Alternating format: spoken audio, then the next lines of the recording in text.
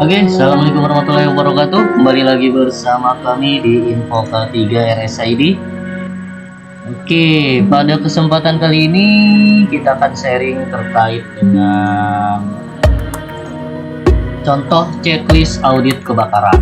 Oke, jadi kalau teman-teman baca di Standar Kesehatan 2022, khususnya pada poin MFK 6, di poin 2 ini ya, rumah sakit telah menerapkan proses proteksi kebakaran yang meliputi poin A sampai F pada maksud dan tujuan. Nah, prosesnya itu A sampai F mulai dari penyimpanan, pengendalian potensi, penyediaan rambu, penyediaan sistem proteksi dini atau deteksi dini, penyediaan fasilitas pemadaman api, sistem pemisahan, isolasi, dan kompartementasi. Oke.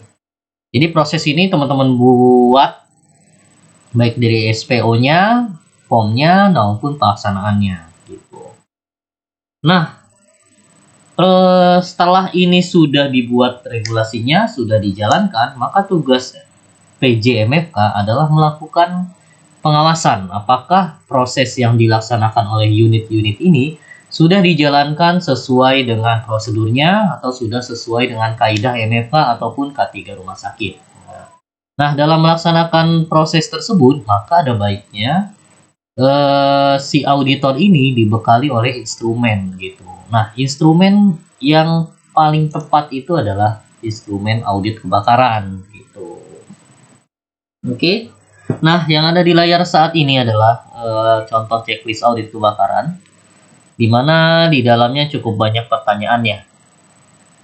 Di versi kami ini, kami membaginya menjadi beberapa poin. Yang pertama adalah poin terkait dengan kebakaran itu sendiri. Oke, penanggulangan kebakaran. Jadi pertanyaannya pun seputar dengan penanggulangan kebakaran. Seperti, apakah semua bahan-bahan mudah terbakar dan meledak disimpan dan digunakan dengan aman? Apakah tersedia tempat yang tertutup untuk bahan buangan yang mudah terbakar dan lain sebagainya? Lalu untuk poin yang kedua ini bicara tentang perencanaan keadaan darurat atau emergency planning. Jadi kalau kita bicara soal kebakaran, maka kita bicara juga soal tanggap darurat gitu. Otomatis ketika teman-teman sedang mengedukasi tentang kebakaran, maka tidak lupa juga mengedukasi terkait dengan sistem tanggap darurat. Nah, di poin di checklist kedua ini adalah poin-poin tentang perencanaan keadaan darurat atau emergency planning. Daftar pertanyaannya sendiri terkait dengan hal itu juga, seperti apakah sudah dibuat prosedur penanggulangan kebakaran, penanggulangan keadaan darurat, apakah ada petugas khusus atau tim tanggap darurat, apakah ada petugas penanggung jawab, apakah dapat diyakinkan bahwa para pekerja dapat diungsikan. Nah, oke. Ini berkisar soal tanggap darurat ya atau sistem emergensi. Lalu untuk yang ketiga ini bicara soal pertolongan pertama. Oke, jadi yang pertama kita bicara kebakaran itu sendiri, hal-hal apa yang menyebabkannya. Yang kedua, bagaimana cara penanganannya ketika terjadi kebakaran dan sistem emergensi. Yang ketiga adalah pertolongan pertama pada korban itu sendiri. Makanya di pertolongan pertama ini kita bicara soal P3K, dokter, nakes, gitu. Oke, ini berkisar soal P3K. Lalu yang poin yang keempat adalah tempat dan cara penyimpanan material. Jadi kebakaran ini sendiri bisa diperparah atau disebabkan oleh bahan-bahan beracun dan berbahaya atau B3. Makanya di poin checklist audit kebakaran kita juga menaruh poin terkait hal itu gitu.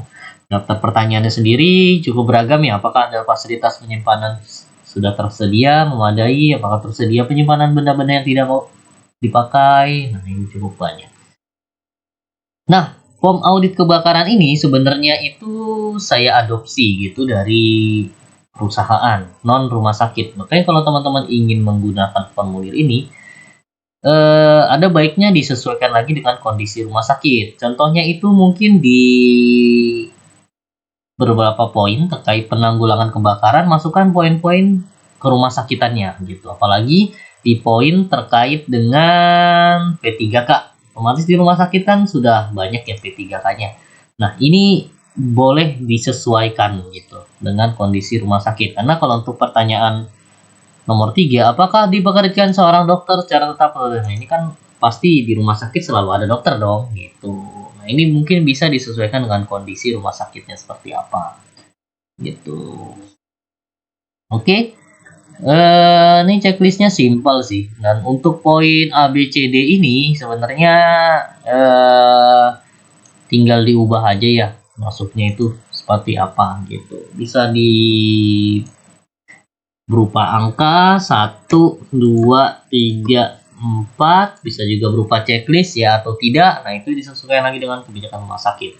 Kalau dari kami paling senang tuh dengan scoring gitu. Jadi kalau 1 ini adalah sama sekali tidak ada gitu, paling buruk lah. 2 itu cukup, 3 itu baik, 4 itu sempurna, intinya gitu. Jadi misalnya dalam satu rumah sakit nih kita bicara, atau satu unit, apakah semua bahan-bahan yang mudah terbakar disimpan di gudang secara aman? Nah, jika ketika unitnya tersebut menggunakannya dengan aman, menyimpannya dengan benar, maka saya akan kasih nilai 4 gitu. Tapi kalau dia ada ketidaksesuaian, misalnya dia menyimpannya dengan benar tapi dia tidak menggunakannya dengan benar, maka kita kasih 3 atau 2 gitu. Untuk penilaiannya disesuaikan kembali dengan kebijakan masing-masing rumah sakit gitu. Sebenarnya apakah checklist audit kebakaran ini wajib? Sebenarnya tidak disinggung ya secara jelas di MFK 6. Karena beda ya MFK 6 dengan MFK sebelumnya, di mana kalau di MFK 3, 4 itu diminta laporan pemantauan. Nah, kalau di MFK 6 kalau saya lihat instrumennya tidak ada gitu. Jadi sebenarnya sih teman-teman tidak wajib untuk membuatnya, tapi jika teman-teman membuatnya itu akan jauh lebih baik lagi. Oke, coba kita lihat di ininya ya, apa namanya, elemen penilaian yang besarnya, apakah sama aja atau tidak. Oke.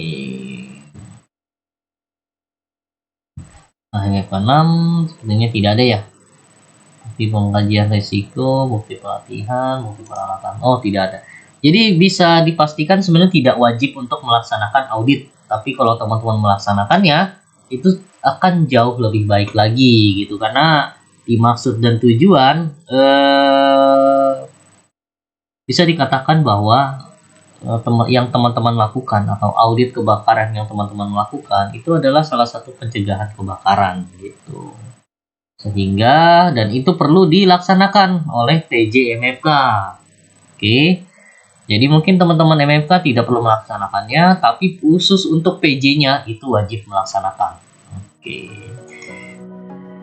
Oke, mungkin dari saya sekian, kita tidak perlu lama-lama ya. Nah, kita bahas simpel-simpel aja. Semoga bisa mencerahkan. Idealnya checklist audit kebakaran ini bisa dilakukan secara berkala, entah itu sebulan sekali, 3 bulan sekali, atau 6 bulan sekali. Tapi semakin sering dilakukan checklist audit, maka tentunya semakin baik. Oke, semoga penjelasannya menjelaskan. Terima kasih atas kesempatannya. Selamat malam. Assalamualaikum warahmatullahi wabarakatuh.